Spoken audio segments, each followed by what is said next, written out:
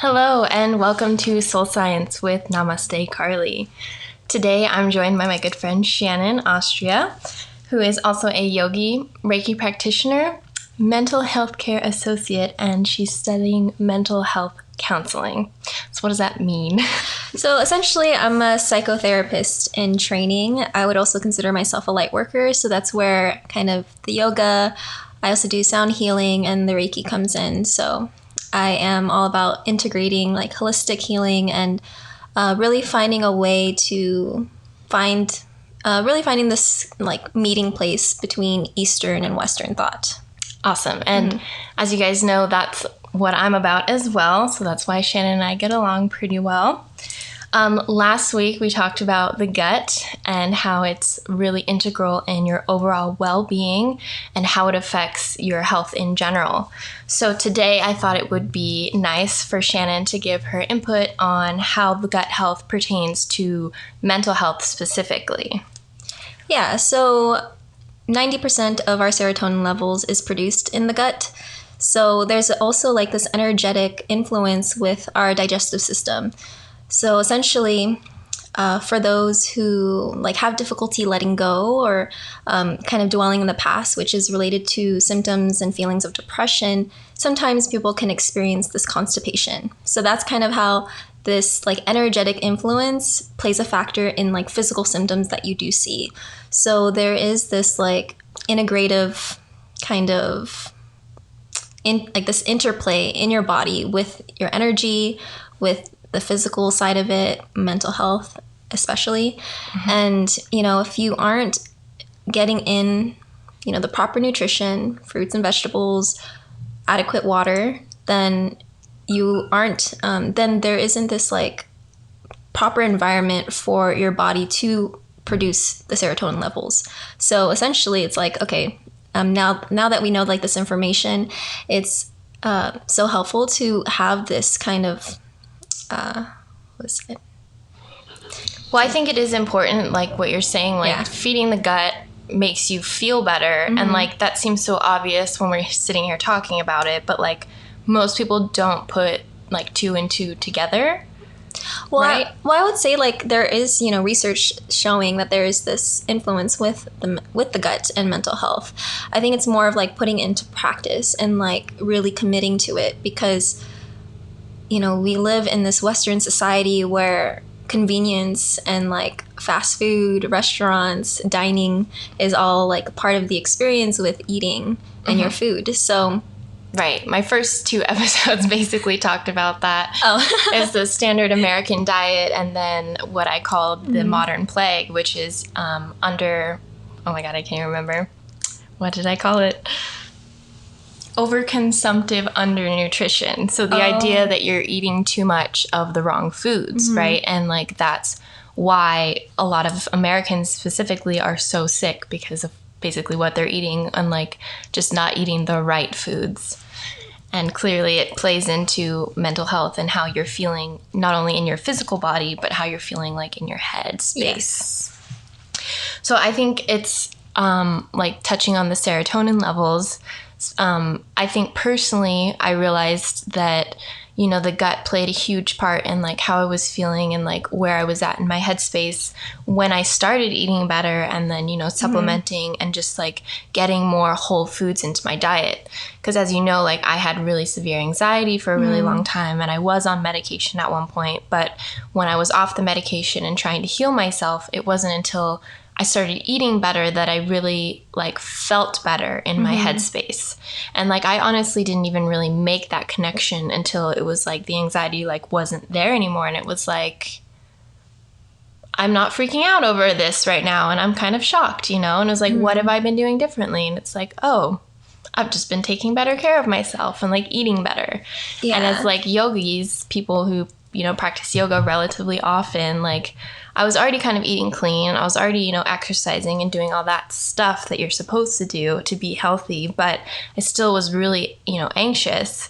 Even teaching yoga, like it kind of, gave me a little bit of anxiety every time I would have to teach in front of, more than 6 people or whatever. So I know I experienced that too. I think it's like, that's why I would say that, experiencing mental health issues or like conditions is pretty common. It's like, it's essentially what we all experience. We all experience some form of mental health condition. The difference really is like, the main difference is that between a diagnosis until it becomes a diagnosis is if it causes dysfunction in your life.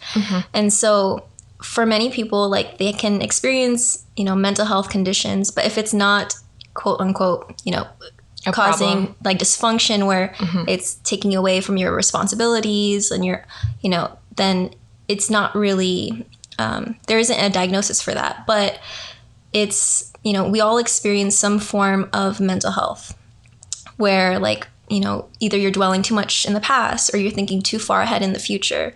And so it's interesting because with you, Carly, like you think more on like the future with anxiety. Me, Right. I dwell a lot on the past. So I'm really prone to symptoms and feelings of depression.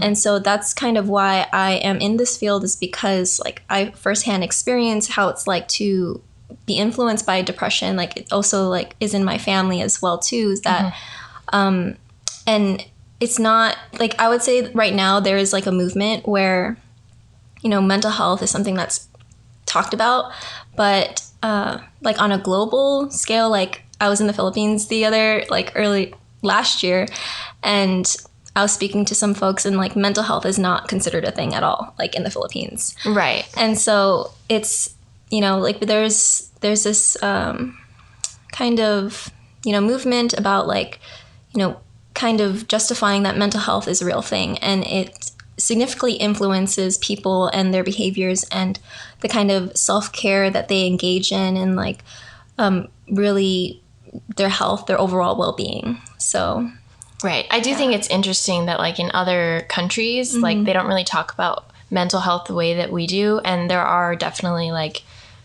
gender stereotypes. There's like racial or ethnic stereotypes. Like, and I know that's like that could be its own probably episode. yeah, totally. But that like in general, like taking better care of yourself will help you with both anxious feelings and depression and kind of the whole spectrum in between. I think it's also really important that you mentioned that, like mental conditions are normal, really. Like everybody has them to some degree, I would say. And that kind of recognizing that even if you don't have a diagnosis for one, that it's okay. And like, it's okay to like sit with your feelings and feel things.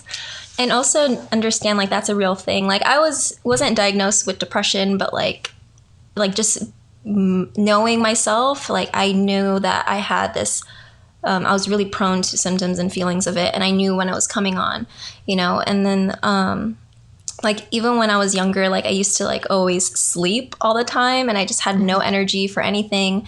And even though I was sleeping all the time, I didn't have this energy, and that's like a symptom of depression. Now that I'm studying clinical mental health counseling, I recognize some of these symptoms, and it's something that like a lot of people experience, and it's just a matter of, recognizing and sitting with your feelings, like sitting with these symptoms and feelings of whatever mental health condition that you do have. It's just really understanding it so that you can find the tools to work through it. And so it's really just like a ongoing process of figuring out what works for you. And that's why I would consider myself a light worker, because it's really about like kind of finding your light during those really dark times. And sometimes when you are experiencing those mental health conditions, you really go through some of those like dark, you visit some very dark places.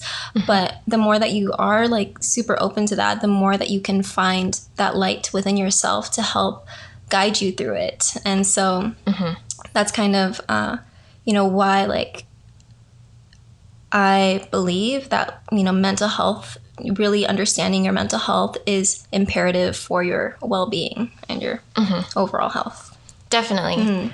So we did talk about, before we recorded, but we talked about the kind of using pharmaceuticals to treat mental conditions.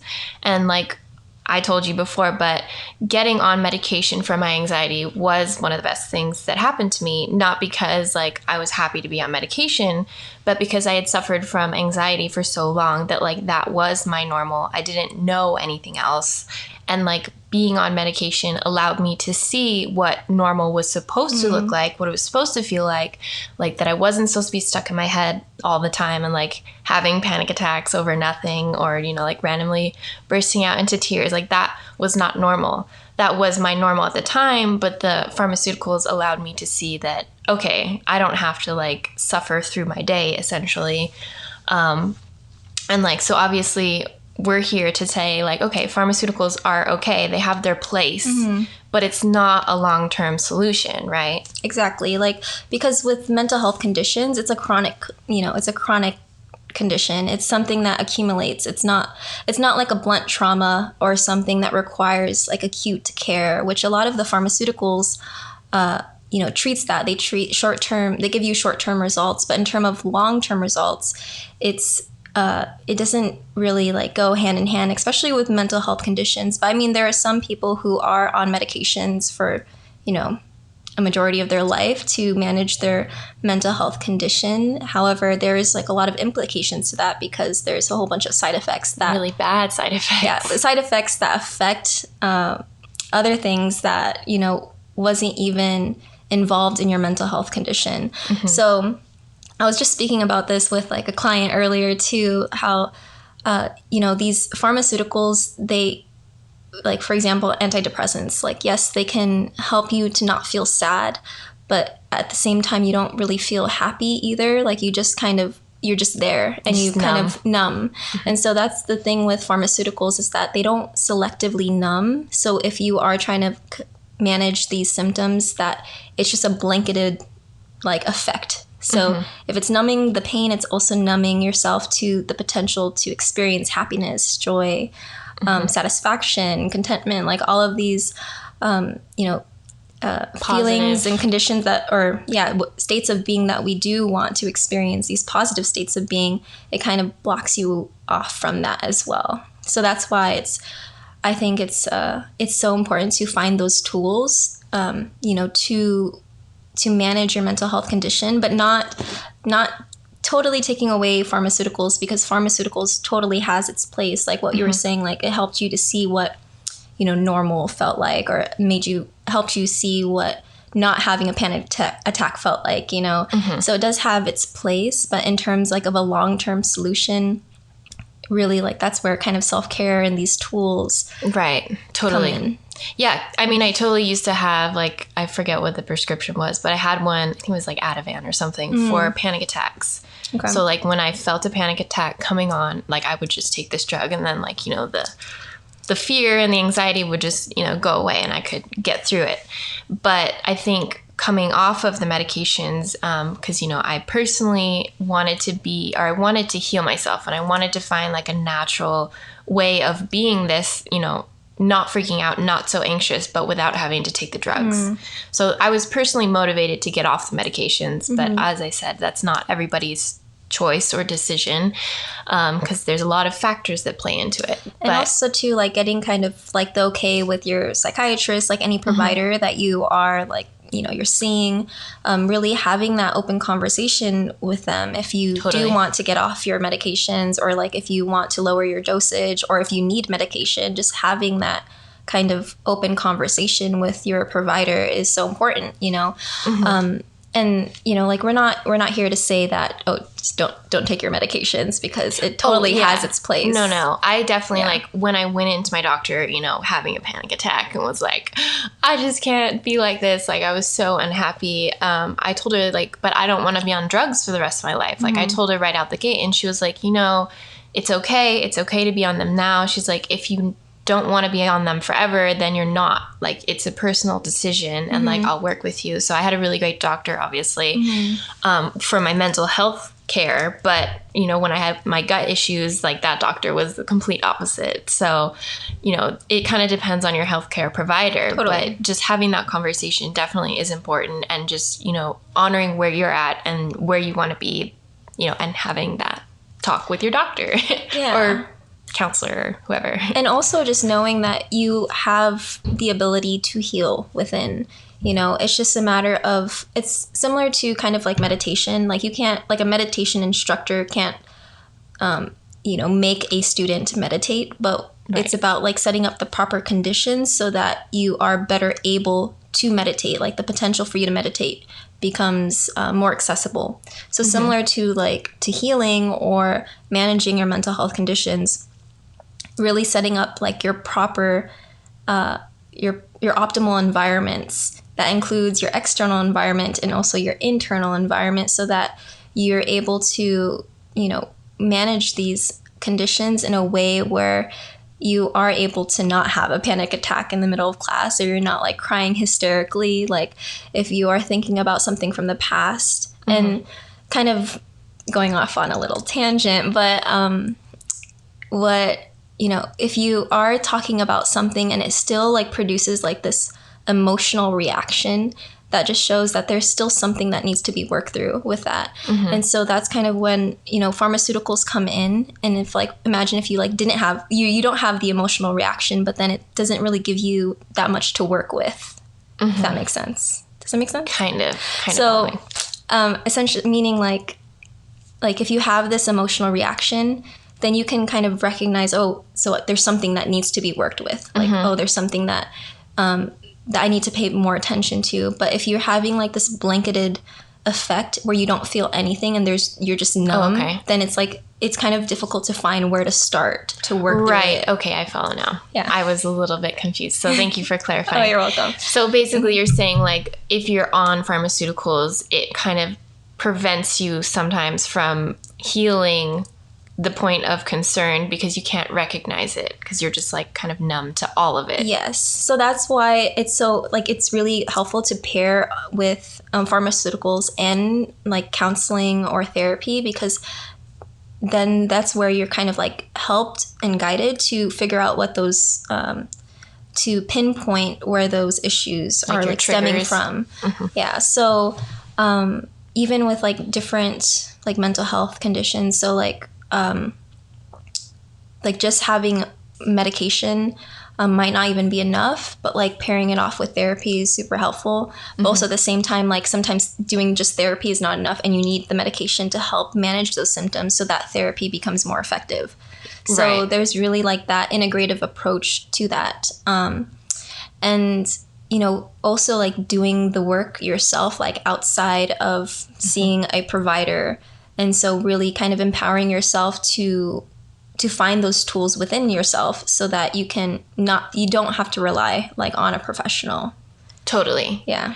I think where like when I was saying when I had Ativan to like help me with the panic attack, like I've worked on myself once I recognize like, okay, these are feelings of a panic attack coming on.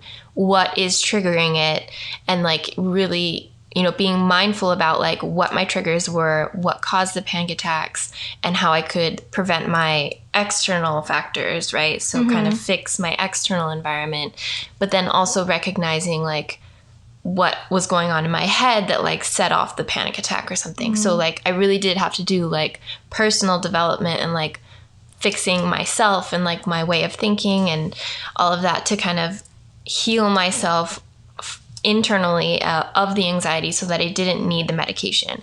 And that's not to say that like I don't get panic attacks. I haven't had one in I don't know how long, like it's been a couple years at least, but like I think it's because I've done the work that you've mentioned where I've like sat and recognized what my triggers are, how I can go about fixing it both from the external environment and the internal, and then also just like improving my overall like diet, exercise, all of that has improved my life in general so that like I'm just not affected the way I was by things that were out of my control, and like my reaction to them are different as well. And that's where like meditation and yoga and all that comes in, because it's helped me to kind of change my perspective, right? Yeah, totally. And like see, with those tools that you're doing, that you are engaging in and that personal development, it's like that's creating the optimal environment for you to heal, you know? So, so that's why it's like really figuring out like what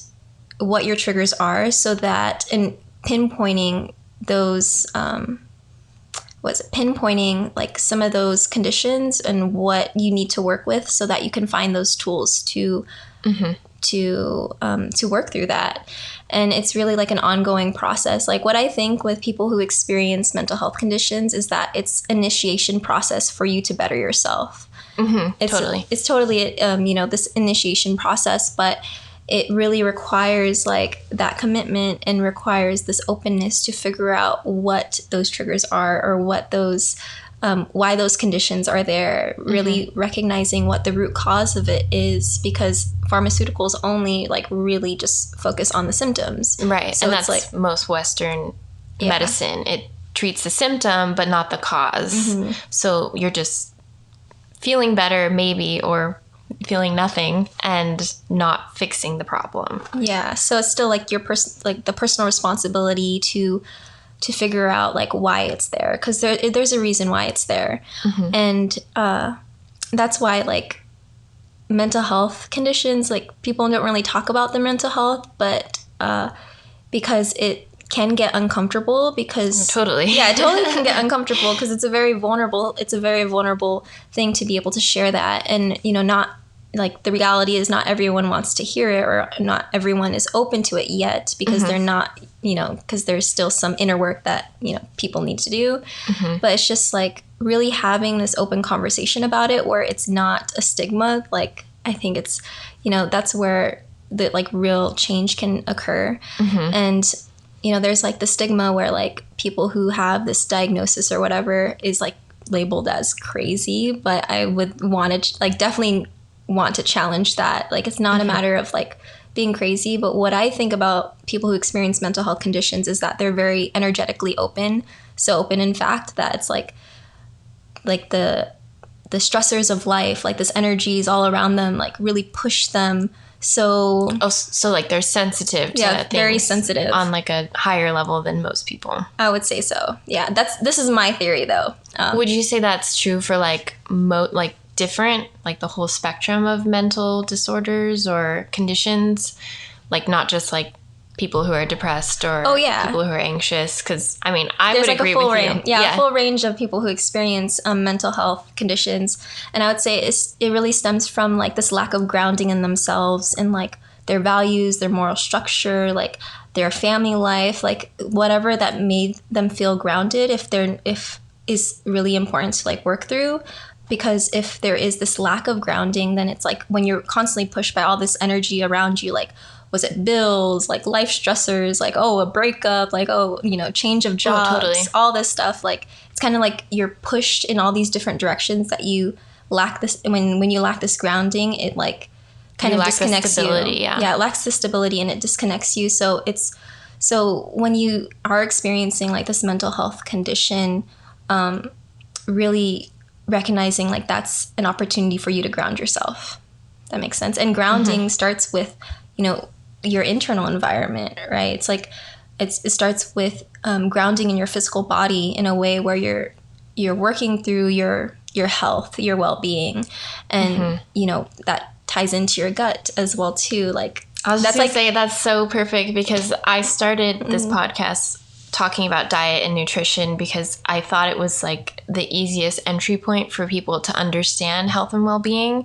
And basically, because of what you just said, like, it is your grounding, and it's what connects you to this physical, realm, this physical reality. So that was perfect. Yeah. And it's like when you're grounded, it's that grounding of your physical body, like giving yourself the proper nutrition, taking care of your gut health, like it's giving you the optimal conditions to manage your mental health conditions.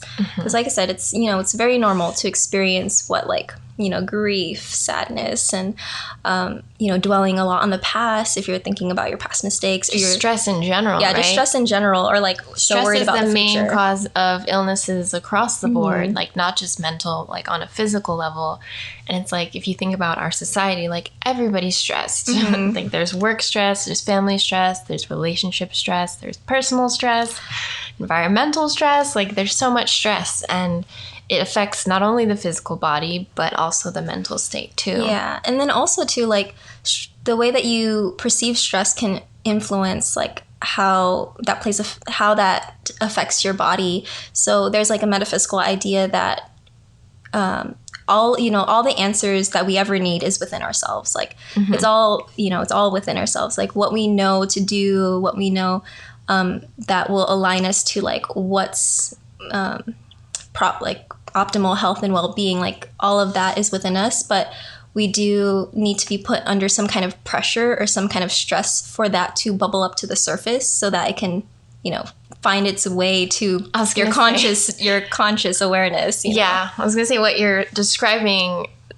it sounds correct to me, in my opinion, but it also sounds hard. Like, like you don't want to sit and have that conversation with yourself. Like, why am I unhappy? Or like, why am I feeling this way? Like really just understanding your own emotions. And I do think that like our society in general, like doesn't, like we play down emotions so much, like they're not okay. And that, stems into a lot of other issues, but on a physical level and on a mental health level. Yeah, because I would say that like it does require like this openness and this vulnerability to approach yourself and your own like. Oh, it's totally messy. Yeah, like all the messiness that makes us human, that we tend to want to brush under the rug, like not want anyone to know about. Like all the things that we don't want people to know about is usually like what we should be aware of and need to work on. Because if we're not like paying attention to that, if we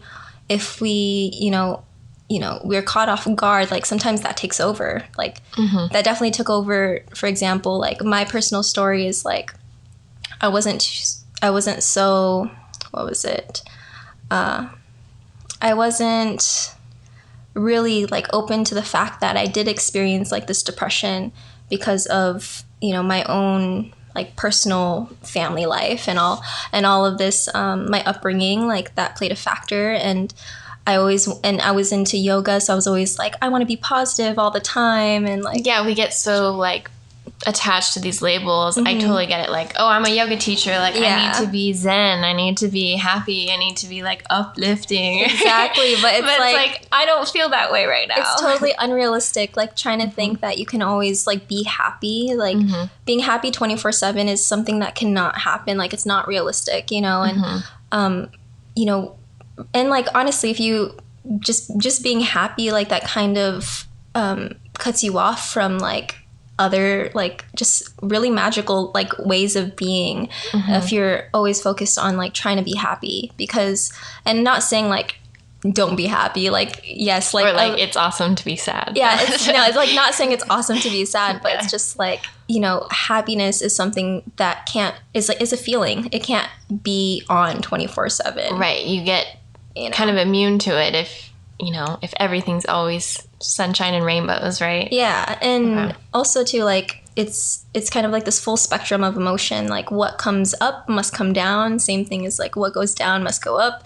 So if you're super super happy, like there's gonna be something in your life that inevitably happens, and it's going to shake things up. It's going to produce some of these like sad feelings or whatever feelings that we usually don't want to experience, but it really provides you this opportunity to figure out why it's there, because if you're always happy all the time, then it's like, then there's not that much room to improve yourself, if that makes sense.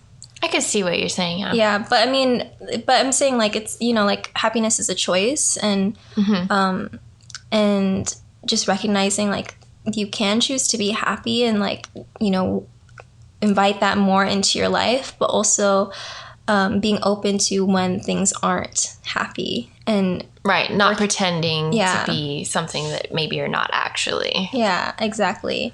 And so it's just about like, just being open, open to this idea of grounding in yourself and grounding in all that you are. The positive emotions and also the negative emotions, because all of that makes us who we are. And the more that we are able to recognize that, then it's like, then you know what your triggers are, you know how to work through it.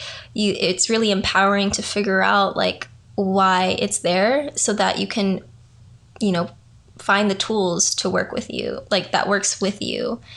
And I don't know, that's why it's just like with mental health conditions and like really paying attention to grounding in the physical body, like it's really allowing you to just understand understand and explore like you as a person.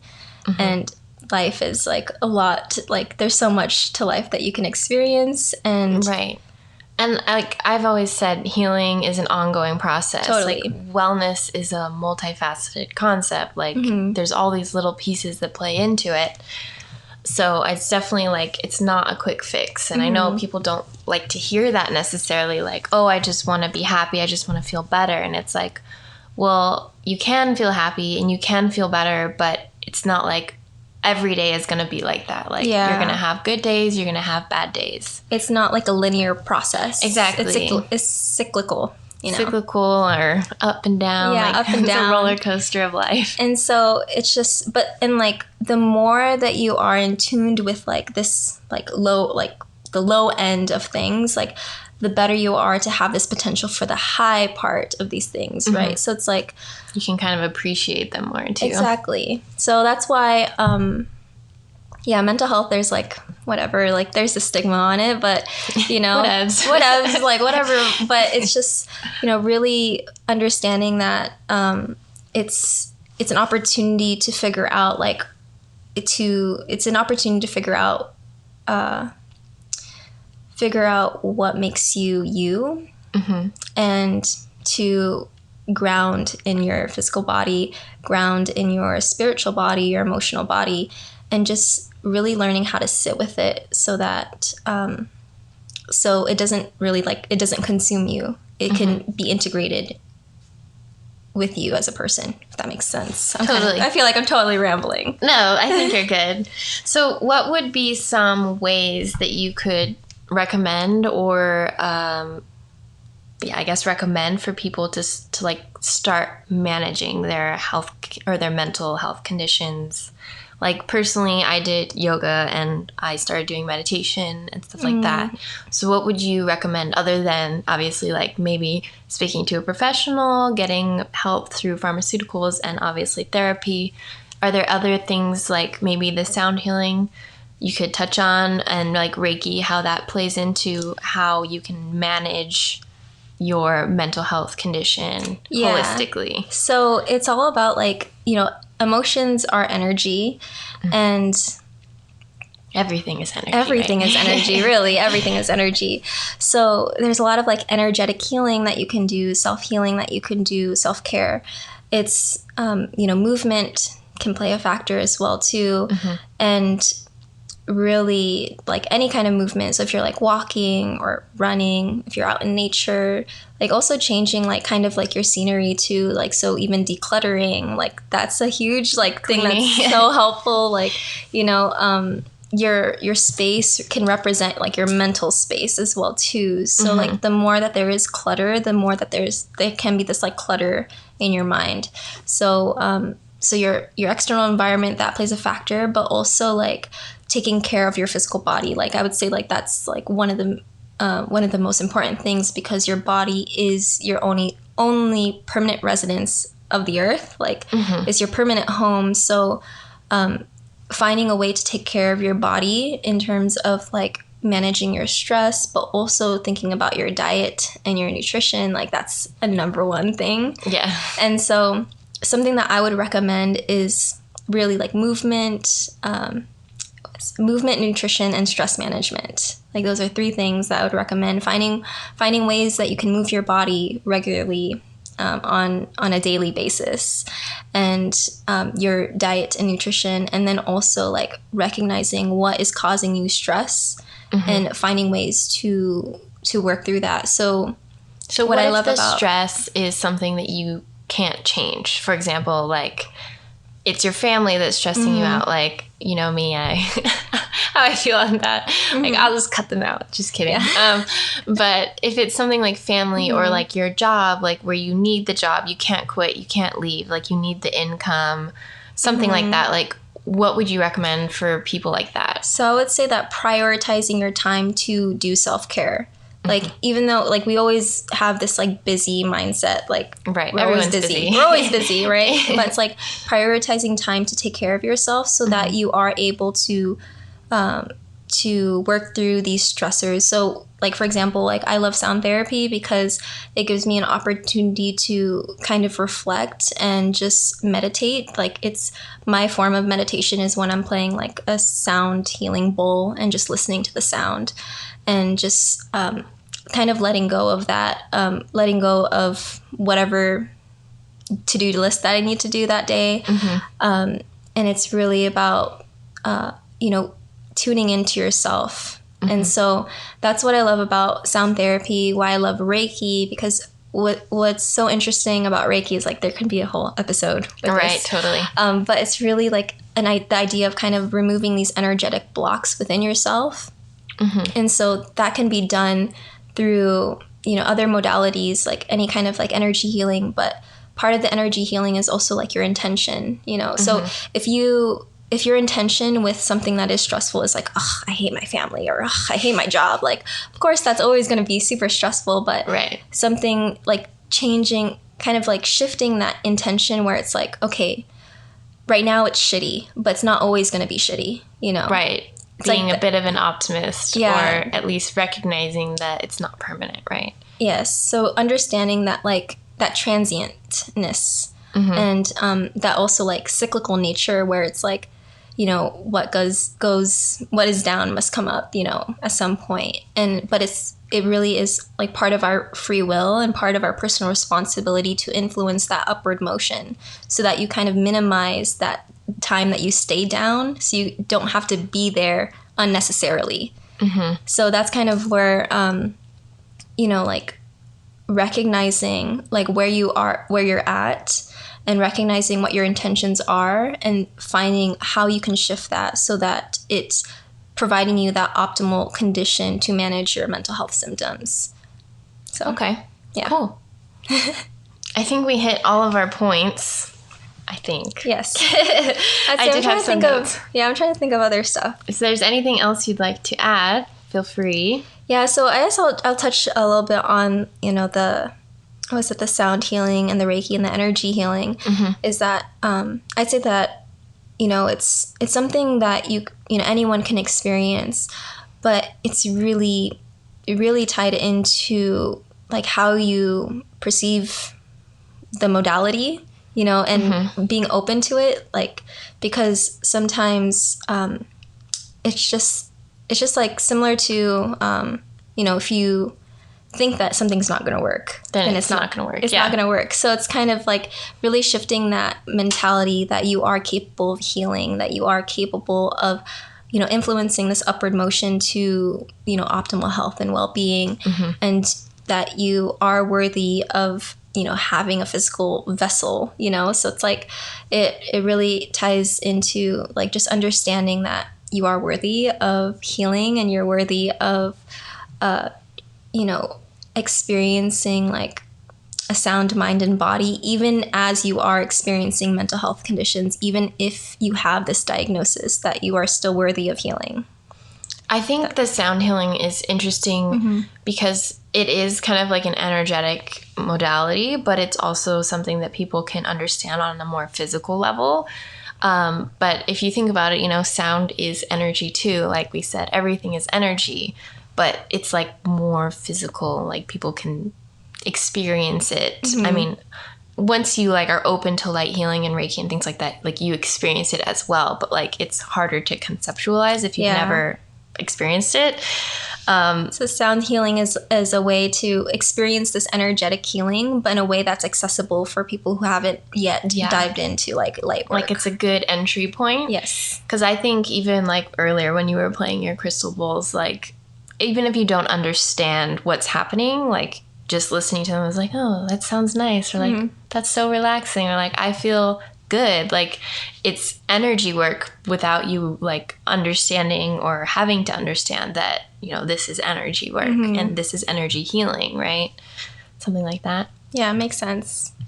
I enjoy it. I was like, if you want to sound energy healing, you should hit Shannon up. I love it so they're much. Awesome. Or you can just get your own bowl and you can do it for yourself. Yeah. Yeah. See, that's what I'm all about. Like when it comes, like even as I'm like, studying, clinical mental health counseling, it's really like, I don't want people to rely on me for helping that. Totally. It's like really kind of teaching people the tools that work for them and helping them, you know, kind of introduce different tools for them so that people can be empowered for their own healing. That's all what I'm about, girl. Yes. I mean, even with yoga, like, you know, I did Ashtanga forever, and it was because like the practice, I felt empowered to do it because it was a set sequence, which we'll talk about later. Sorry if you don't know Ashtanga. But like also in teaching Ashtanga, like I enjoyed it more because I felt like I was helping to empower people to take ownership of the practice, of this tool. You know, it was a tool for me that helped me, you know, overcome anxiety, all that stuff. So I totally get what you're saying. But yes, you can hit Shannon up for sound healing, or you can get your own either crystal bowl or it's just like a metal one. Yeah, it's like a metal Tibetan bowl. They're awesome. Yeah, I love it. I brought it in my car, but I could have played it. Next time, maybe. Next time. But yeah, so pretty much how you can find me online. Yeah. So more stuff that we'd want to talk about. No, I think we're good. Okay, so how you can find me online, you can find me on Instagram, Shannon AUM. You can also look up Soul Counseling on Instagram. And my website is going to be up pretty soon. It's going to be shannonom.com. So just look out for that. Shannon AUM, like the universal sound. Like the sound. So I love it. Yeah, and then you can also find me on Facebook, which is Shannon Om. Okay. Yeah. She does have a podcast too. She didn't say that, but Soul Counseling with Shannon Om. So it's Soul Counseling Podcast. Okay. And then my name is Shannon Om on there as well too. So right now it's like in its on hiatus. Yeah. A little bit, but she has season 1 up, so you can listen to that. It's a nice podcast to listen to, especially if you found anything we talked about interesting. She goes way more in depth on all the topics. Yes, but season 2, I'm planning for it to Coming be soon. more. Coming soon. It's coming out soon, so. Awesome. Well, as always, if you like what you're hearing, please show your support by liking and subscribing. This podcast you can find on Spotify. It's making its way onto iTunes soon, hopefully. You can also find me on YouTube, Instagram, and Facebook as Namaste Carly. So thank you so much for listening. Thank you so much for joining me, Shannon. Thank you so much, and I just love connecting too, so I love it. Yes. Thank you for having me. My very first guest. Yeah. Thank you guys. Have a great day, and namaste. Namaste.